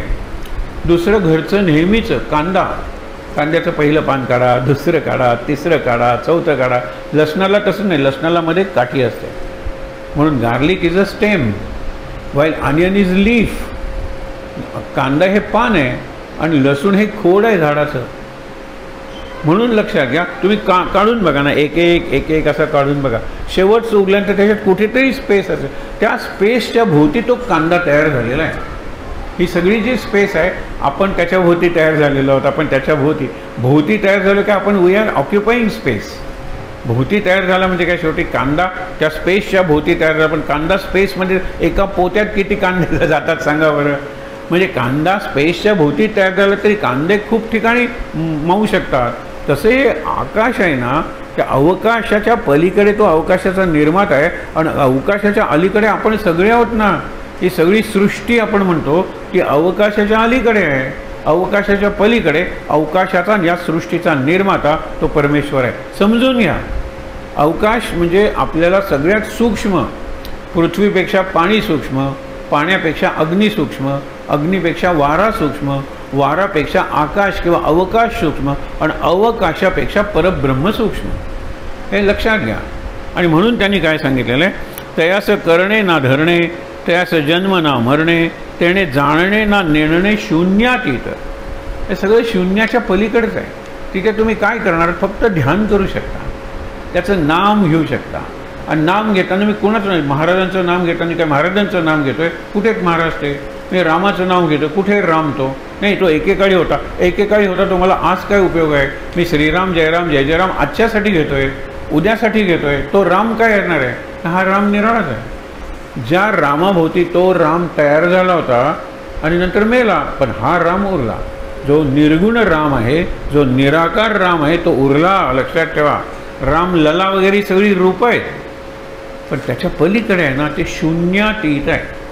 तो अरुण योगीराज नावाचा जो शिल्पकार आहे, तो परत त्याच्या आठवड्याने घेतो. तो म्हणतो हा नाही मी केलेला, हा केवढा तेजस्वी आहे, हा केवढा लाघवी आहे, याचे गालावरचं तेज, याच्या डोळ्यातले अश्रू कधी येते, याचं हसणं हे मी केलेलं नाही आहे. लक्षात ठेवा, हे तुम्ही भक्तीनं इतके बघून, तुमच्या डोळ्यात बघून अश्रू आले. अक्षरशः त्यावेळेला लोक रडत होते, तुम्हाला माहीत आहे ना, हा अनुभव आहे. ते त्याच्या डोळ्याच्यावरून फिरलेले आहेत. मला वाटतं की अजून काही दिवस गेल्यानंतर तो कोसळेल खाली, अश्रू खाली कोसळेल. हे मी केलेलं नाही. मी अगदी तुम्हाला लिहून देऊन सांगतो, हा मी केलेला राम नाही. मी केलेला राम ती मूर्ती, ती प्रतिष्ठापनेपूर्वी होती. त्याच्यानंतर मंत्र म्हणले गेले, त्याच्यातला राम लला जिवंत झाला आणि नंतर तुम्ही लोकांनी एवढे त्याचं आस्वाद घेतलात, रस निर्माण केलात, म्हणून तो रोज नवीन व्हायला लागला, तेजस्वी व्हायला लागलेला आहे. आपली जी महाराजांची प्रवचन ऐकतो, आणि 3-4 जणांनी त्याच्यात 1 जणांनी जे वाचलेलं आहे त्याच्यात सुरुवातीला रामलला दाखवतात, अनेक ठिकाणी दाखवतात आणि शेवटीसुद्धा तो रामलला असतो. म्हणजे दिवसाला आता रामलला ऑनलाईनच आहे ना. आत्ता रामलला कुठलं कीर्तन चालू आहे ते दृश्य तुम्हाला दिसतंच की, मग त्याच्यात रामललाचं अगदी जवळून दर्शन होतं आणि हे तुम्हाला यूट्यूबवर सहज बघायला मिळेल. रामलला नुसतं म्हणा ना, आणि तो लावून ठेवला, तुम्ही 4 दिवस लावला की यूट्यूबला कळतं याला आवडतं आहे, ते प्लेलिस्ट तुमची तयार करतात. 5व्या दिवसापासून तेच लावतात. काय हुशार आहेत नाही माणसं. हे यंत्र आहे, यूट्यूब नावाचा माणूस नाही आहे, गुगल नावाचा माणूस नाही आहे. गंमत आहे हे. ओला नावाचा माणूस नाही आहे, उबर नावाचा माणूस नाही आहे, पण त्याची आडनावंसुद्धा नाही आहे. ते काय आहे हेही लोकांना माहीत नाही आहे. पण केवढी चालली आहे जगभर ती योजना, आणि त्यांच्याबद्दल अजून लोक खुश आहेत. येणारे ड्रायव्हर वगैरे नंबर असतात, चांगले उपयोगी पडतात, योग्य वेळी येतात, पैशाची काही भानगडच नसते, सगळं ऑनलाईनच असतं पेमेंट. ही कल्पना कोणाच्या डोक्यातून निघाली? ही कल्पना ज्या डोक्यातून निघाली ना, मला वाटतं 2 भारतीय तरुणांच्या डोक्यातून निघाली ती कल्पना. त्यांनी ते सगळं सॉफ्टवेअर वगैरे तयार केलेलं आहे. आज सगळ्या जगभर ती यंत्रणा चालू आहे आणि त्या यंत्रणेच्या आधारावर अनेक यंत्र आणि यंत्रणामध्ये फरक करा. यंत्र दिसतं, यंत्रणा दिसत नाही. आता हे तुम्हाला दिसतंय, पण हे ज्याच्यावर चालतंय ते दिसत नाही. म्हणजे आपली वायरमधली इलेक्ट्रिसिटी कुठे दिसते, पण नुसती इलेक्ट्रिसिटी चालत नाही आहे. नाही तर ह्याच्यातूनही मी बोलू शकलो असतो की ह्या इलेक्ट्रिसिटीवरच चालतो आहे. ह्याची यंत्रणा निराळी आहे. मेकॅनिझम, मशीन अँड मेकॅनिझम सूक्ष्म आहे, तिकडे आपण निघालेलो आहोत. ते रचना ब्रह्मांडीचे महाकारण ते मूळ माया जाणं, अपूर्ण असं म्हणते पूर्ण ब्रह्म विवेकहीन. जे अपूर्ण आहे ना त्याला आपण ब्रह्म म्हणतो. ब्रह्माला आकार नाही आहे. पहिली गोष्ट, आकार नाही म्हणून ब्रह्म दिसत नाही म्हणून ब्रह्माला रंग वास स्पर्श करता येत नाही, काही करता येत नाही आहे. मग आहे काय? ब्रह्म आहे, फक्त ब्रह्माला दिसणं नाही आहे, ब्रह्माला असणं आहे. मग ब्रह्माचं काय आहे? ब्रह्माची पूजा शक्यच नाही आहे. मग ब्रह्माचं ध्यान शक्य आहे आणि शेवटी ब्रह्माचा अनुभव शक्य आहे आणि ब्रह्माचं अनुसंधान शक्य आहे. या सगळ्याच्या आत ब्रह्म आहे, ब्रह्माभोवती सगळं निर्माण झालेलं आहे. ह्याच्यात काय काय दडलं हे आपल्याला माहीत आहे का? मला तरी परवा दिवशीपर्यंत कल्पना नव्हती याच्यात आज हे दडलेलं आहे म्हणून. आज काय दडलेलं आहे स्वयंपाकघरात माहीत नाही ना आपल्याला. अरे हे अनंत आहे आणि अनंत हे दडलेलं सूक्ष्म आहे ना, ते ब्रह्म आहे. आणि ब्रह्म सगळं घडवतं. आपल्याला कल्पना आहे की आज हा मेनू ठरवूया, कल्पना तिकडून आलेली आहे. 4 जण जरी बसले तरी पाचवंच काहीतरी ठरतं, तुम्हाला माहीत आहे ना. आणि 6वाच काहीतरी पदार्थ तयार होतो. ह्यातून नवीन रेसिपी निर्माण होतात. चुकीतून रेसिपी ही गंमतच आहे ना. शिंप्याच्या ह्याच्यातून फॅशन होते तयार. बर्नॉट्सनी सुंदर सांगितलेलं एक उदाहरण. तो गेला नेहमीप्रमाणे आपल्या टेलरकडे, शर्ट घेतला, त्यांनी शिलाई मागितली. तर शिलाई मागितल्यानंतर तो म्हणतो की शिलाई जास्त आहे. हो म्हणाला, फॅशन जास्त आहे. आणि फॅशन कुठली? हां, तुम्हीच नाही का आमच्या लक्षात आणून दिली. गेल्या वेळेला तुमच्या शर्टला खिसा लावायला विसरलो होतो, म्हणून आता शर्टाला मी खिसे लावत नाही. खिसे न लावण्याबद्दल $1 जास्त, न लावण्याबद्दल. तो म्हणतो काय फॅशन आहे? न करण्याबद्दल पैसे, न करण्याबद्दल पैसे. विचार करा. नंतर सृष्टीमध्ये बहुजन, एक भोगिती इंद्रुपासन, एक विष्ठा टाकीती जाणं. हे बरोबर आहे. एक राज्यभोग भोगतात, नृप म्हणजे राजा, सिंहासनावर बसलेले आहेत, तर दुसऱ्याची विष्ठा डोक्यावर नेऊन टाकतात की स्वतः इकडे तिकडे घाण करतात. एक राजा आहे. काय झालं? एका बुद्धी दोघांनाही दिलेले. बुद्धीचा उपयोग आणि त्या उपयोग करण्याची दिशा यांनी निराळी आहे. आता लक्षात ठेवा, सृष्टीमध्ये बहुजन समजण्यासारखं खूप लोक असतात. एक भोगिती नृपासन म्हणजे सिंहासन, एक विष्ठा टाकीती जाणं. प्रत्यक्ष आता हे आपल्याला दिसतं ना. अगदी 2 भाऊसुद्धा 2 निरनिराळे हे काढतात. एक भाऊ म्हणतो मी कोळशाचा व्यवसाय करतो, दुसरा म्हणतो आहे मी हिऱ्याचा व्यवसाय करतो. आणि हिऱ्याच्या व्यवसायात एवढं हे येतं, त्याला लॉस येतो की पुन्हा धंदा सुरू करायला हा कोळशाच्या आपल्या भावाकडे येतो, हे जरा कर्ज दे रे. शेवटी म्हणतात कोळशाचा व्यापार मी करतो म्हणून मला तो तुच्छ लेखत होता. शेवटी महाराजांनी उदाहरण दिले. त्यांनी म्हणतात काय, शेवटी नफा किती झाला हे महत्त्वाचं आहे ना. व्यापार हिऱ्याचा असू दे किंवा कोळशाचा असू दे, प्रॉफिट किती झाला ते महत्त्वाचं आहे. म्हणून तुम्ही कुठलाही व्यवसाय करा. म्हणून निरनिराळ्या जातीतले संत नाही का ज्ञानेश्वरांच्या काळात निर्माण झाले. आणि आपल्या काळात तर ज्ञानेश्वरांच्या पुढची पायरी आहे. गजानन महाराज, साईबाबा आणि अक्कलकोटचे स्वामी समर्थ. ते जात वगैरे त्यांची काही कळलीच नाही कधी, आणि ते निराळ्या प्रकारचे संत होते. विचार करा. म्हणून काय, म्हणून ऐसे उदंड लोक असते आपणास ठोर म्हणते, परी ते विवेकी जाणते सकल काही. स्वतःला ठोर म्हणतात ना, ते विवेकी नाहीच आहेत. विवेकी खरा माणूस आहे तो नम्र असतो, त्याला आपल्या मर्यादा कळतात, त्याला इतरांच्यात कोण असेल कळत नाही आहे. विवेकी माणूस रेल्वेने जातो आहे, समोर बसलेला आहे, जरा बावळटसारखं आहे, पण त्याच्यात सुद्धा गजानन महाराज होऊ शकतात अशी जर त्याची श्रद्धा असेल. त्यांच्याशी अत्यंत, बाबा पाणी घेणार, बाबा आम्ही चहा घेतो आहे तुम्ही घेणार. तो बाबा आश्चर्य वाटतं त्याला. आणि तो साधा गरीब कुणबी असतो, पण आशीर्वाद देऊन देतो, बाबा तुझं कल्याण हो. आणि हा आशीर्वाद मला रस्त्यावरून जाताना गाडी अगदी घसटून गेली, मरता मरता वाचलो, तो आशीर्वाद असतो. हे लक्षात ठेवा. याला पुण्याई म्हणतो आपण. पुण्याई कशी जमतो? माझी सत्कृत्य आणि त्या सत्कृत्यात इतरांचे मिळालेले आशीर्वाद. सत्कृत्य म्हणजे मी हॉटेलमध्ये मी अन्न बनवतो, हे तेवढं सत्कृत्य नाही, कारण मी पगार घेतो आणि हॉटेलवाला हे घेतो. पण बऱ्याच वेळेला अन्नसत्र, जिथे एकही पैसा घेतला जात नाही आहे आणि जिथे मी सुद्धा फ्री माझी सर्व्हिस देतो, ते सत्कृत्य आहे. अशा माणसाने जर मला आशीर्वाद दिला, देव बरे करो, खूप अर्थ आहे हो त्याला. हल्ली लोकांना हे कळायला लागलं, हे सिद्ध करता येणार नाही. लायब्ररी हे असंच सिद्ध करावं लागतं. तू मरता मरता वाचलास ना, कोविडमध्ये तू अगदी जात होतास आणि ते इंजेक्शन मिळत नव्हतं आणि तू अगदी शेवटचा श्वास घेतो, इतक्यात कुठली नर्स म्हणाली की मिळालं आणि मग ते आणलं आणि मग ही व्यक्ती वाचली. ही व्यक्ती आपल्या परिवारातली आहे. हे लक्षात घ्या ना तुम्ही. त्यावेळेला कसं ते इंजेक्शन सापडलं आणि ते एकच होतं. ते काही निर्माण केलं नाही महाराजांनी, पण त्या व्यक्तीला तिथे पोचवलं. आणखीन जर अर्धा तासानंतर सापडलं असतं ते उशीर झाला असता. हे आपण विचार केला पाहिजे ना. हे आपल्या आजूबाजूला घडलेलं आहे. मला घडलं नाही म्हणजे मी त्या व्यक्तीपेक्षा पवित्र आहे असं नाही आहे. त्या व्यक्तीपासून मी शिकायला पाहिजे. ती शक्ती मला सतत सावध करत असते, ती शक्ती मला सतत वाचवत असते, आणि नाहीतर कठीणच आहे. त्याच्यानंतर काय, सृष्टीमध्ये एकभोगिती ऐसे उदंड लोक आपण असं थोर ऐसा आहे समाचार कारण काही विचार. ऐसा समाचार म्हणजे जगाचं एकंदर वृत्त असं आहे समाचार. कारण पाहिजे विचार. विचार काय, बहुतांच्या बोले हा संसार नासू नये म्हणतात महाराज रामदास. ऐकावे जनाचे परी करावे मनाचे. आता हे मन म्हणजे माझं मन, ह्याच्यात अहंकार आलं. कुणाच्या तरी एकाचं मन निवडा ना.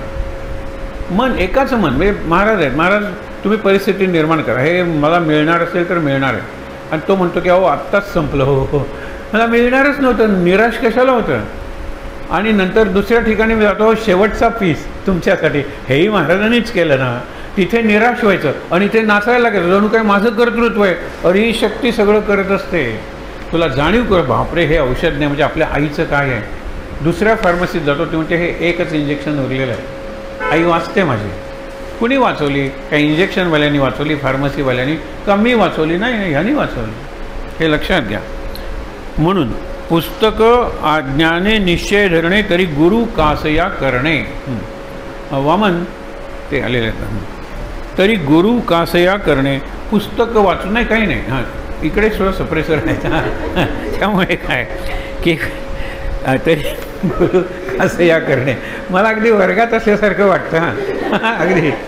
पण वर्गात एकच फरक आहे, शिक्षक आधी धावतो, ब्रेक दाबले गेले कर्र आवाज आला रस्त्यावर, सगळ्यात आधी शिक्षिका. काय वाचवणार आहे ती मुलांना सांगावर. शिक्षिका बसली पाहिजे, नाही काही नाही, ॲक्सिडेंट होता वाचला, चला आता सुरू करूया, हे पाहिजे ना. तर त्यामुळे काय, ऐसे उदंड लोक असते आपण असं थोर म्हणते, परी ते विवेकी जाणे ते सगळं काही. ऐसा आहे समाचार कारण पाहिजे विचार. बहुतांच्या बोले हा संसार नासू नये. संसार नासू नका. यांनी सांगितलं हे करा, त्यांनी सांगितलं ते करा. हल्ली व्हॉट्सॲप काय करायला सांगतो तो, की कुठली आसनं करायला सांगतात.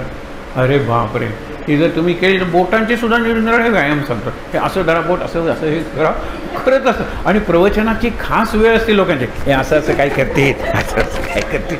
बापरे, बहुतांच्या बोले संसार नासू नये. हे सगळं आम्हाला सहन करावं लागतं. त्यामुळे महाराज आध्यात्मिक तयारी अशी करून घेतात. तो तसं करतोय ना, त्याचं लक्ष नाही आहे ना, तो मोबाईलवर वाचतोय ना, ठीक आहे, तू चालू ठेव. ही तयारी महाराज करून घेतात. मग खूप उपकार आहेत त्यांचे, म्हणून मला राग नाही येत.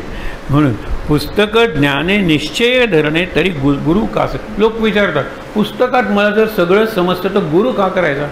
गुरु कास या करणे. या कारणे विचारणे आपुल्या प्रत्यय. तुम्ही अनुभव घ्या ना. ज्या बाबतीत आपल्याला गुरु असतो त्या बाबतीतलं आपलं ज्ञान डेफिनेट असतं आणि लवकर आपली प्रगती होते, लवकर. त्या कारणे जो बहुतांच्या बोले लागला तो नेमस्त जाणावा बुडाला. बहुतांची तो समर्थांच्या किती ओव्या तशा. जो बहुतावरी विसंबला त्याचा कार्यभाग बुडाला. जो आपणची कष्टत गेला तो खरा. याच्यावर एक गोष्ट सांगून मी थांबतो, कारण बाकीची मंडळी आलेली आहेत, पुढचा आयटम आहे. पण हे लक्षात ठेवा, जो बहुतांच्या बोले लागला तो नेमस्त म्हणजे नक्की जाणावा बुडाला. एक साहेब, काल सांगितलं ना, एक साहेब नसता कोणाला मुशारा मागावा. साहेब एकच जर साहेब नसता तर तुम्ही कुणाला मुशाला मागणार, मजुरी कुणाला मागणार. नाही मला माहीत नाही, मला हे 10 जणांनी हे काम सांगितलं, मी मजुरी कुणाकडे मागू, मी गवंडी काम केलेलं आहे, कुणाकडे मागू. एक साहेब जर असला तर सगळ्यांनी तिथेच जाऊन मजुरी मागायची. पण एक साहेब नसता, सगळेच जर तुमचे साहेब आहे तर तुम्ही कुणाकडे मुशारा म्हणजे मजदुरी म्हणजे कामाचा मोबदला तुम्ही कुणाकडे मागणार. असा प्रकार आपण एक चूक करतो माहिती आहे ना. आपण दिवसभर काम लंकेचं करतो आणि संध्याकाळी मुशारा मागायला अयोध्येत जातो. अगदी अयोध्येत तो बघतो वगैरे, इथे तुमचं नाव नाही आहे, ओ घाला की, दिवसभर आम्ही काम केलं. कुठे काम केलं? हां तिकडे. मग तुम्ही रावणाकडे जा मुशारा मागायला, रामाकडे येऊ नका. काम करायचं रावणाचं आणि हे मागायचे, मदत मागायचे रामाची. हे चूक आहे. आपण महाराजांच्याकडे जे मागतो, महाराज विचारत असतील तुझं वागणं कसं आहे बघ रे. आता एक शिक्षक असतात, ते पेपरच देतात मुलाला.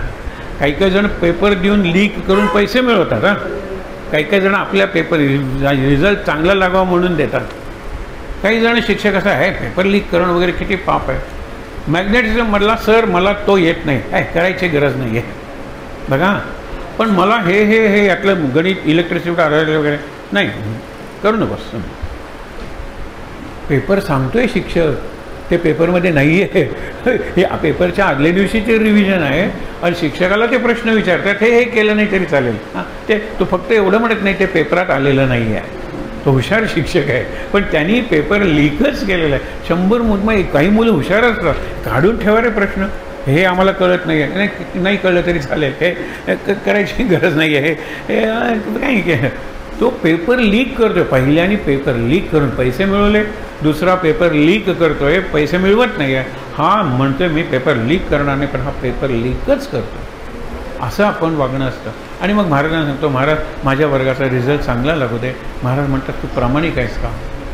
हे विशेषतः शिक्षकाचा मुलगा त्याच्या वर्गात असेल ना तर कळतं की बाबा मला हे कळतच नाही, करू नको श्री, बाबाचा पेपर सेट झालेला आहे, बाबा मला वेळ नाही आहे मला तुला समजावून सांगायला, पण हे केलं नाहीस तरी चालेल, केलं नाहीस तरी चालेल, म्हणजे पेपरात नाही आहे, हे इनडायरेक्टली त्यांनी सांगितलेलं आहे.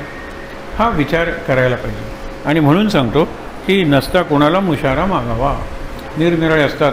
आपण म्हणतात, एक गोष्ट तुम्हाला सांगतो की शेत आलेलं आहे, पीक, आता पीक कापायची वेळ आलेली आहे, कापणी. आता तिथे एक मडकं, एक काही चिमण्यासुद्धा हुशार असतात, त्यांच्यातसुद्धा असतील किंवा IQ-वाल्या डिस्टिंक्शनवाल्या चिमण्या वगैरे असतील. ती घरटं कुठे बांधते. इकडे घरटं बांधलं, मुलाच्या लक्षात आलं त्यांनी काढून टाकलं, तिकडे आलं त्याच्या लक्षात आलं त्यांनी काढून टाकलं. हे बुजगावणं असतं ना, बुजगावणं. ती विचार करते चिमणी की वारा आल्याशिवाय हे हालत नाही आहे, त्यात हे जिवंत नाही आहे. एरवी शेतकरी वारा असला तरी काम करतो की नाही, हे बुजगावणं लावून ठेवलेलं आहे, भावलं आपण म्हणतो ते. म्हणून भावल्याचं जे मडकं असतं ना त्याला अशा आत 2 काठ्या असतात, हे कारण तिथे ती घरटं बांधते. किती सेफ आहे सांगावर त्या ह्याच्यात. आणि पिलांना सांगते की आता ही कापायची वेळ आलेली आहे, आपल्याला हलवावं लागेल, कारण शेत कापताना पहिल्यांदा भावलं काढून बाजूला टाकतात ना, नाही तर अडथळा येतो. काय आजूबाजूला बोलतात ते ऐकता मी तुमच्यासाठी चारा आणायला जाते, खाऊ आणायला जाते, तर ते म्हणतात की मजूर आणायला पाहिजेत असं तो मालक म्हणत होता, आपल्याला भय नाही आहे.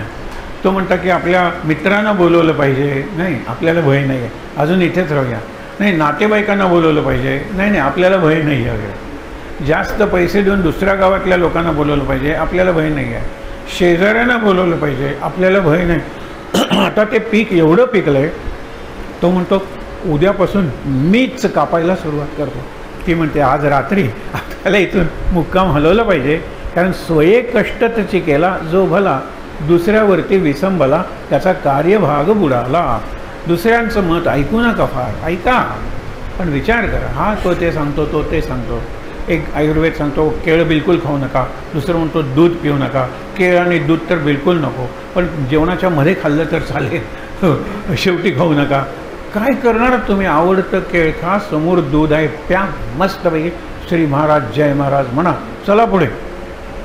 कारण दोन्ही तेच सांगतात ना, मला ॲलोपॅथी सांगते 2 केळं खा आणि प्रवचनाला जा, त्याला काय अर्थ. मला ॲलोपॅथीवर माझा जास्त विश्वास आहे, त्यांनी रिसर्च केलेला आहे, त्याच्यात व्हिटॅमिन्स एनर्जीचा सोर्स आहे, जिथे शक्ती लागायची तिथे 2 केळी खा. म्हणून आजूबाजूला खिशात डुंगीला खिसा नसतं म्हणून, नाहीतर प्रवचन मध्यावर आल्यानंतर खाल्लं असतं. कारण का शक्तीवर. भौताच्या बोले संसार नासू देऊ नका. आपण विचार करा, महाराजांना विचारा, महाराजांना परिस्थिती निर्माण, मलाही कळत नाही, परिस्थिती निर्माण करा. ओ महाराज काय सुंदर औषध तुमच्यासाठी पाठवतील, सुंदर व्यक्ती तुमच्यासाठी पाठवतील, एखादं पुस्तक तुमच्या हातात येईल आणि चांगला मार्ग मिळेल. यांच्यावर सगळं सोपूया, यांना घट्ट जोडलेले राहूया. आहे त्या ठिकाणी ताट बसून डोळे मिटूया.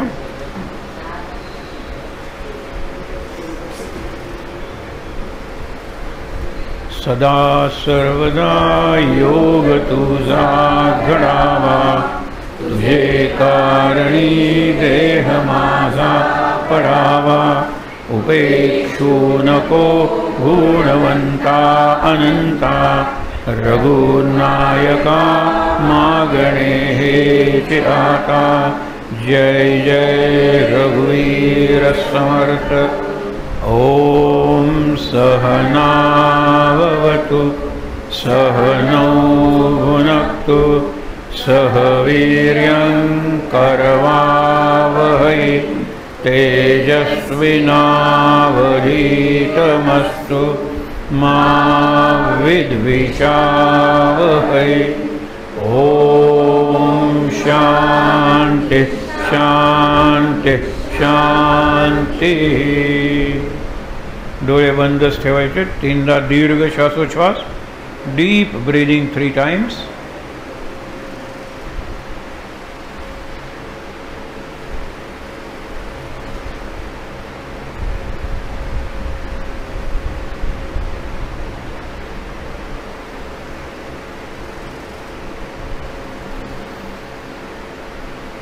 हातावर हात सोडूया, रब यू हँड्स, आणि ते हात चेहऱ्यावर डोळ्यांवर सोडूया।